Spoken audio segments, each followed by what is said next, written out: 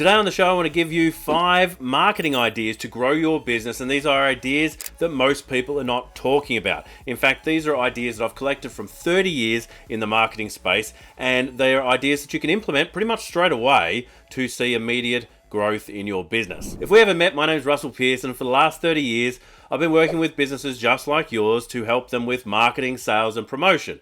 And today, I've actually got 15 ideas that I'd like to share with you. 5 on this episode. I'm going to show you how to get the additional 10 for free. So let's get straight to it. So when we're talking about these marketing ideas, ideally we need to start with the end in mind. So I always like to talk about the point of sale. This is the POS, the area where people will actually transact with you. Now, if you're a wholesaler, it's probably going to be through a conversation. The same if you're a consultant or an advisor. Now, if you're running a retail business, it's probably going to be in store. And if you're an e-commerce business, it's going to be on the site. But the point of sale is really important because this is the place that we're trying to bring people to ensure that we can actually either have a conversation with them or at the very least transact with them. So we start there and we work backwards. We work all the way back to our market. Now, each of you is going to have a very specific market. I'm going to get to the ideas in just a moment, but I want to give you this framing so that you know how we're trying to implement them and what we're trying to do. So you have your specific market and you have your point of sale, and you're trying to bring people through a specific process because usually when they first learn about you, they're not ready to make a sale, which means they're actually not ready to make a decision to purchase. And so what we need to do is we need to work through know, like, and trust. We need to help them learn to know us, or first understand who we are, to then see, do they like us enough to actually buy from us, and then to trust to make the transaction. So to be more specific, the areas we want to work them through are awareness, consideration, and decision making. These are the 3 spaces that people need to move through so that they are ready to buy. If they don't know us, they don't have the opportunity to consider who we are or get to like us. If they haven't considered us, then they're never going to buy. We want them to go through that consideration phase to see if now is the right time to purchase. And so what I'd like you to do is take maybe 1 to 3 ideas from today's presentation and implement it in your business, because it's all nice talking about these ideas and it's all very nice watching these videos and listening to these podcasts.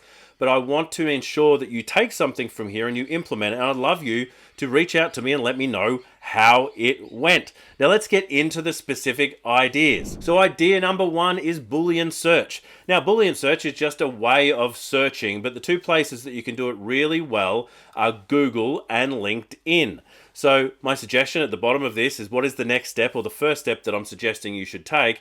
Well, it's to go to Google and look up how to do a Boolean search. But what does it do for you? Well, it helps you find large groups of clients and customers, especially if it's clients and you want to actually speak to these people.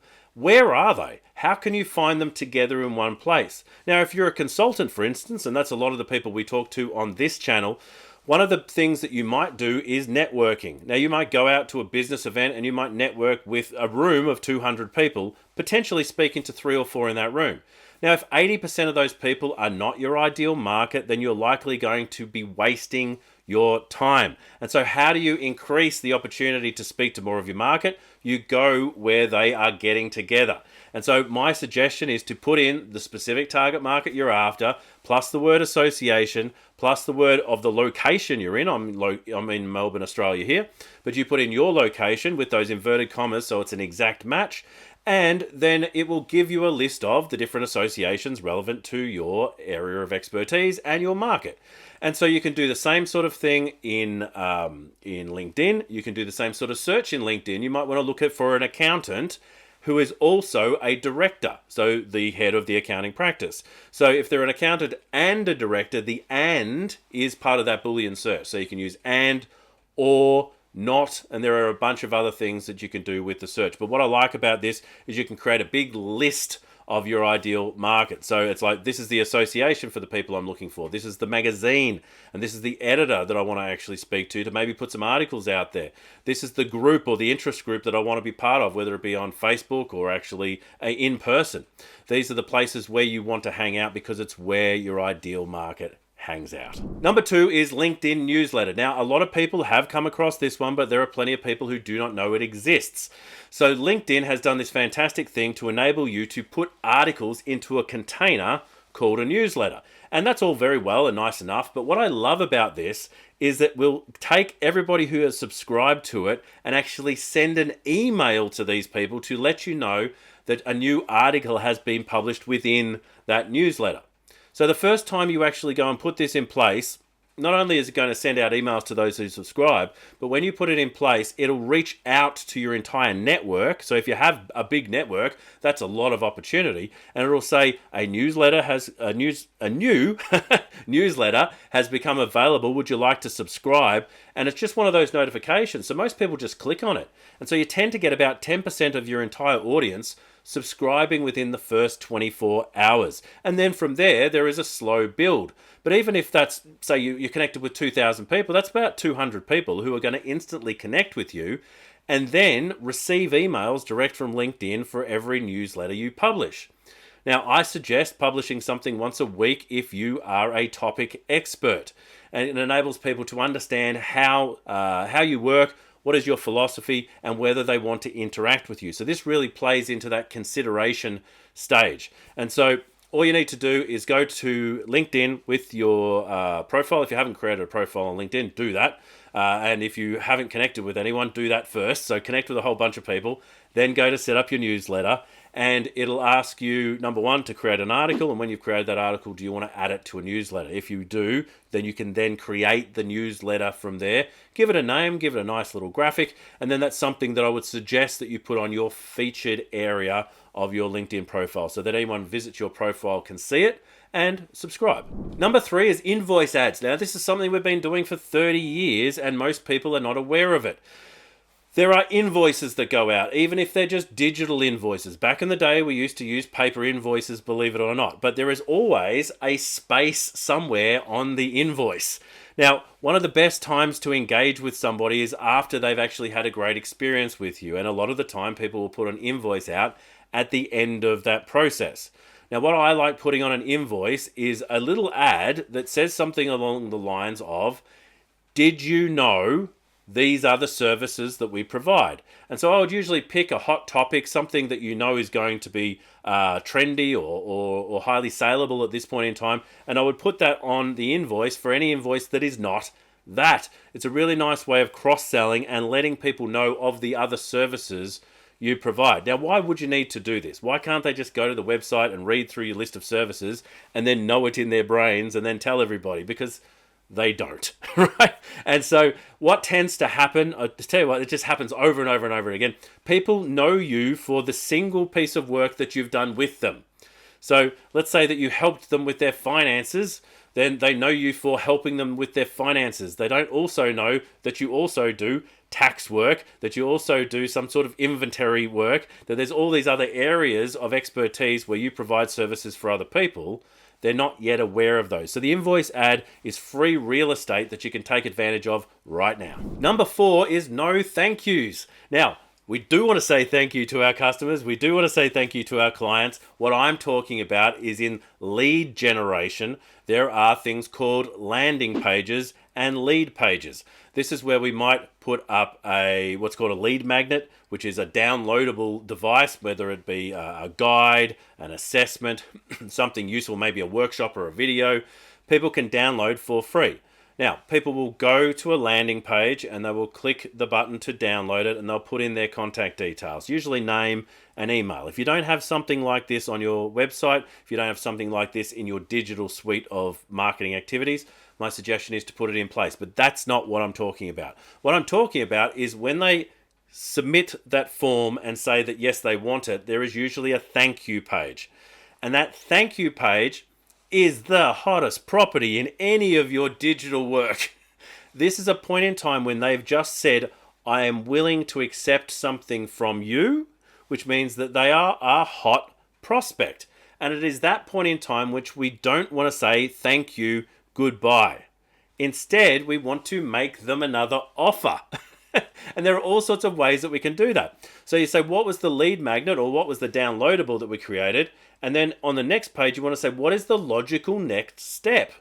Now on that next page, it will say something like thank you. It'll say, thank you, your resource is on the way, but while you're waiting for it to arrive, you might be interested in this other thing.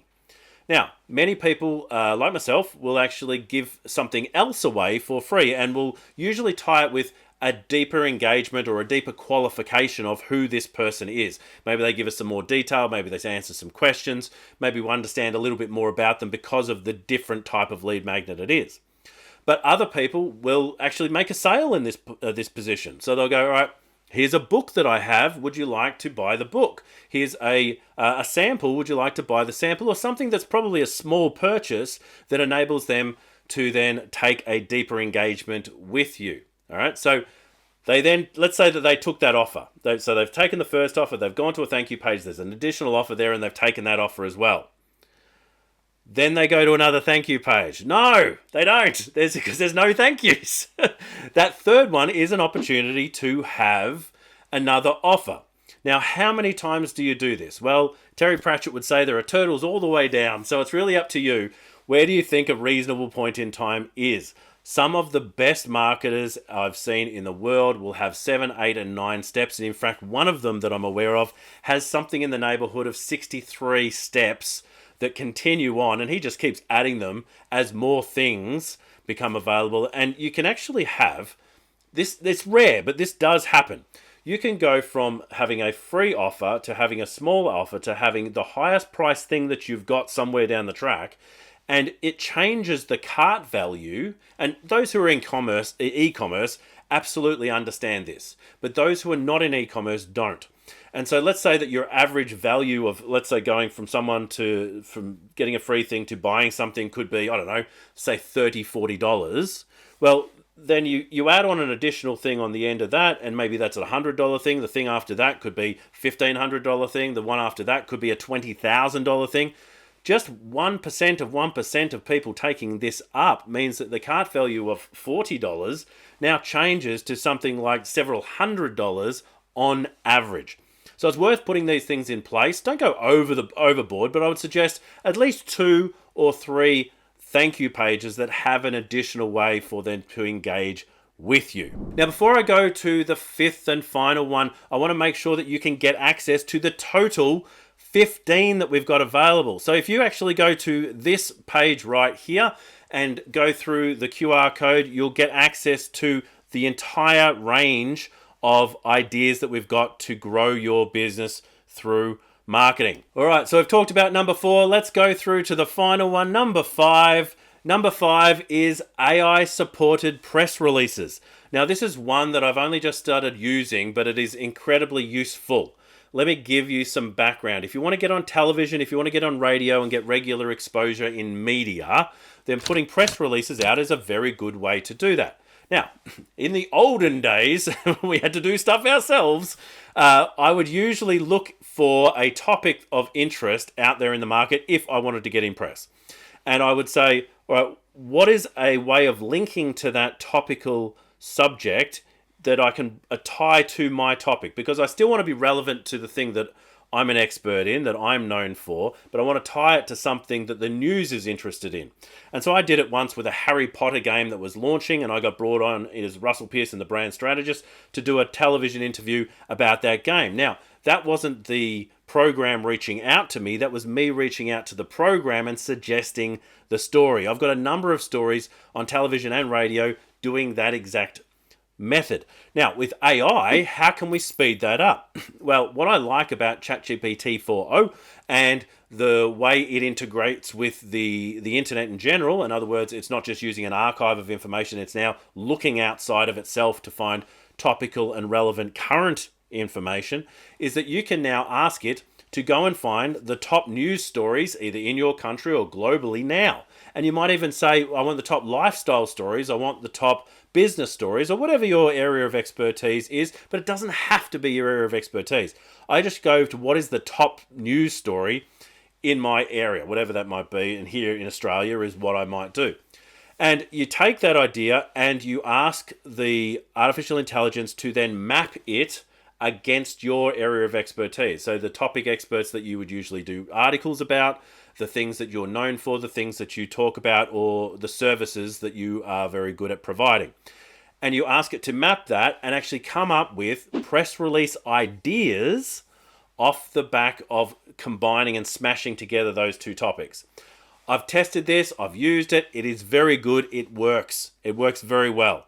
Now, it works to the tune of like, oh, well, I could do a press release for every single one of these. So my suggestion would be pick the ones that are the earliest or about to launch, or they're topics that are topical for a certain period of time. Because if you're working with news media or media in general, they're usually looking for something that's about to land, not necessarily something that has landed. So you can get the story out there so that they can actually have you on when it hits. And so then you can actually take something like ChatGPT and say, can you make me a press release out of that? Now, there are all sorts of information on press releases. My suggestion with any of these things is to use YouTube, which is your friend, to search of how to do the best version of this. I've been doing press releases for many years, and back in the old days, we would do long press releases, but now we don't.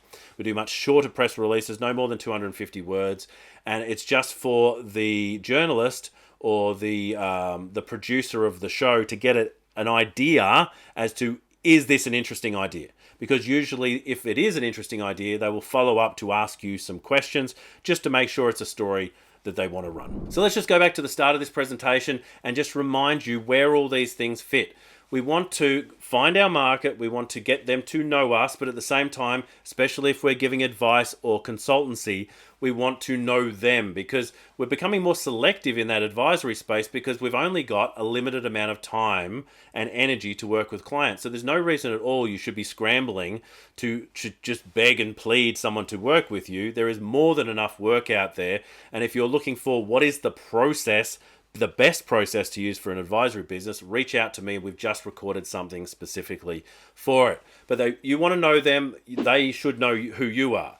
The idea is that so that they know that you exist. Number two is, do they consider you within the realm of the challenges that they have and the problems that you can solve?